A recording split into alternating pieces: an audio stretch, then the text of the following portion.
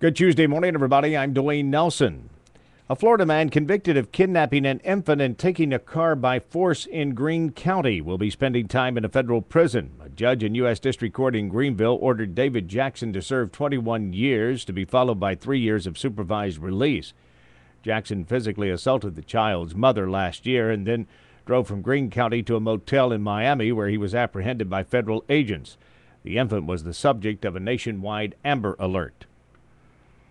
Sullivan County officially has a budget for the 2011-12 fiscal year that began the 1st of July. County leaders approved the $164.2 million spending plan, which doesn't include any increase in property taxes. The rate will remain at $2.13 per $100 of assessed value. Groundbreaking for a grocery store chain's new Bristol, Virginia location is set for later this morning. Food City officials will be on hand to usher in their largest store to date at the corner of Euclid Avenue and Morrison Boulevard. Food City President and CEO Steve Smith will be the keynote speaker at the 11 o'clock event. Fall classes are officially underway at East Tennessee State University in Johnson City. The college is also celebrating its centennial this year. Although there's no official enrollment numbers available yet, Dr. Ramona Williams, Vice Provost for Enrollment Services, told 11 Connect she's expecting the number of students to be up slightly from last year. We've made new students and their families aware that this is our 100th anniversary and made sure that they're aware of when homecoming is and inviting them to come back to campus to be here when the celebrations are occurring. To help all the new students, staff members are answering questions such as parking and class locations. Jonesboro property owners will be paying more in taxes next year. The Board of Mayor and Aldermen approved a 10-cent hike last night, which brings the property tax rate to $1.28 per $100 of assessed value. This amounts to about a $25 increase. The extra funds will be used to help build a new $2.3 million senior center. Sullivan County authorities have arrested 4 juveniles who allegedly stole a church van and went on a vandalism spree. The 4 boys, ages 14 to 15, allegedly took the vehicle from Gunnings Baptist Church on Shipley Ferry Road and went joyriding. Sullivan County Sheriff spokeswoman Leslie Earhart says the youth caused a lot of problems. The suspects took the van throughout Indian Springs, Blountville, and some other areas, and they were using large rocks to vandalize mailboxes and light fixtures. Now, 4 vehicles were also damaged along with the van before it was actually returned to the church.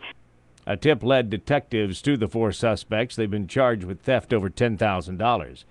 Kingsport City leaders have approved a new schedule of fees. The costs to get into Bays Mountain Park will increase from $3 to $4 beginning next month. Flag football registration doubled from $50 to $100. Several new items were also added to the fee schedule this year. The doctoral psychology program at East Tennessee State University is getting national attention for its special mission to train psychologists for rural primary care. The program was featured in a recent report published by the Office of Rural Health Policy at the U.S. Department of Health and Human Services, Health Resources and Services Administration. The report was Rural Behavior Health Programs and Promising Practices. Coburn, Virginia fugitive with a violent history has turned himself in to the Wise County Sheriff's Department. 45-year-old Jeffrey MacArthur was wanted for eluding police, escaping from law enforcement, resisting arrest, and larceny.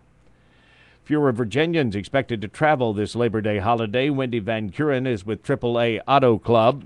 That being said, we're still anticipating 885,000 Virginians to travel. So there's still a lot, but slightly less, and primarily due to the economic uncertainty that's continuing. Air travel also expected to decrease in Virginia by 2.5%. And a pair of former Southwest Virginia bank executives who admitted to insider trading charges have been ordered to serve time behind bars.